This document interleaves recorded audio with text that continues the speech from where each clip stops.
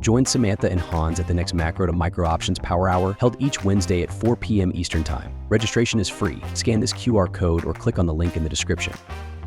Volatility is being sold no matter what. The market goes down, they're selling. The market goes up, they're selling. Probably related to your 10% sell-off there very, very quickly. Realize volatility has just simply gotten too high. They're basically locked and loaded to sell no matter what the market does. And it's the same for many CTA strategies. They're just ready to sell. And then on top of that, which we sometimes talk about, is this massive leveraged ETF AUM. So these are the things that happen to be very concentrated in Mag 7, in technology, in semiconductors, right? There are a few other little things in there too, but a lot of it is when they issue these products, they don't issue it on something boring. They issue it on what's exciting and fun and generally things that are moving around. So the huge part of this AUM is in the things that have been struggling a little bit. And so this AUM has come down a little bit, but the problem with that is you get these rebalancings, right? So on a big down day, you get these products having to sell a whole bunch. And then on an up day, it goes the other way. It's two-sided.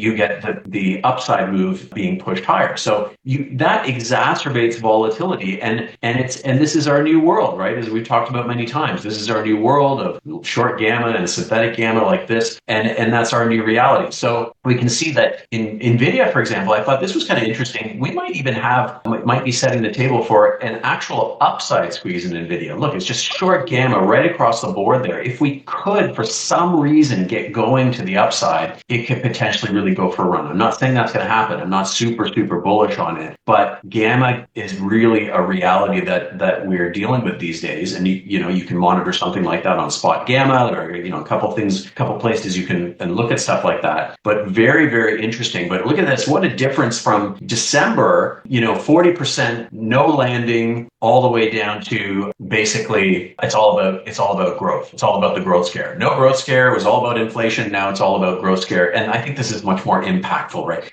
Markets can handle inflation to a certain extent, right? Because inflation gets passed on, whatever. It's doable. This is the much more pronounced problem in my view. So this is something that markets are going to have to deal with. So, and then this concentration, right? And I think this week I've been sort of thinking a little bit about this. Also probably speaks to the chart that you love, Samantha, your growth to value, and we can see value starting to push through here. So I'm telling anybody who's willing to listen, expand your horizons. I'm not saying that there isn't a bounce in here somewhere. I mean, some of these mags have really gotten pushed back, and maybe there's some defensive nature to, as we've seen over time, these balance sheet heroes are certainly going to be a place to hide, a place to go because of their quality businesses, the quality of their earnings, etc. But at the same time, look around. As long as we're not going into a very severe downturn, look around. There's some interesting places to put money. So if you look at just kind of an index like an SPLV, there's some interesting things that maybe you don't look at too much as some options for safety. I think it still has a reasonable amount of tech in it, and utilities, you got to be careful because of the power gen theme that's kind of embedded in there with the AI. But there's all kinds of interesting stuff in there, healthcare, etc., that I think that I'm starting to look at a little bit. So I'm rebalancing a couple of my portfolios. I have a Leaps portfolio that I'm putting together that I'm going to have some protection on, which is really cool. But it's funny when I start going through things, I'm like, oh, look, Microsoft's cheap. Look, and I keep going, and I go, okay, Hans, hold on a sec. You can't be all You're not the only one. Dan Niles, who I respect a great deal, who is a very, very in tune analyst, especially started out in semiconductors. So when he says, I am thinking about getting some of these now, and remember, his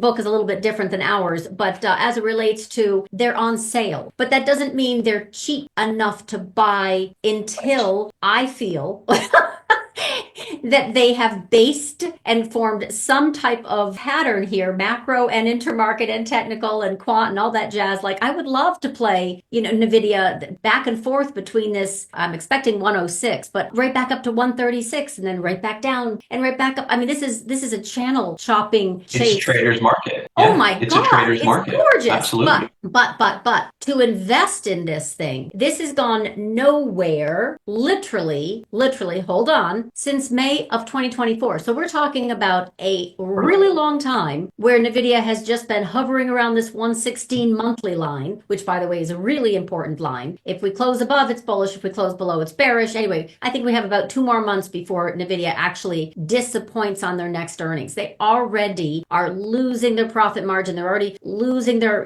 their golden child status because of China tech coming in and stealing a lot of market share and a lot of their story narrative. But the point is, I don't think they're actually going to disappoint for another, probably until the next earnings. So we can be here sideways. Yes. And anyway, in answer to your question, I believe you said that SPX is going sideways for 2Q. I did, but I'm bearish in the second half. Do you have a predicted trading range? We're in it. Because I have an SPX target that I still think we're going to hit. 56.70. We haven't hit it yet. I would say we're probably going to hit it by the end of March, and then we'll see what happens. But yes, I think this sideways for right now for Q2 is a safe bet. And then I'm not bullish the end of the year. Okay, so let's see. We hit 6,100 just 2 weeks ago. I mean, that's exactly where we fell on Thursday the 20th is exactly where we broke. And then we had this swoosh on the 21st. Do we hit it again? I wouldn't be surprised. Honestly, you saw the sentiment tell. We're 60+% are now very, very bearish. And at some point, they're going to buy this dip. I just would prefer to have a nice big volatility trigger in order to buy the dip. Join Samantha and Hans at the next Macro to Micro Options Power Hour held each Wednesday at 4 p.m. Eastern Time. Registration is free. Scan this QR code or click on the link in the description. Watch the full Options Macro to Micro Power Hour episode by clicking on the video here and subscribe to LaDucTrading YouTube channel for more content.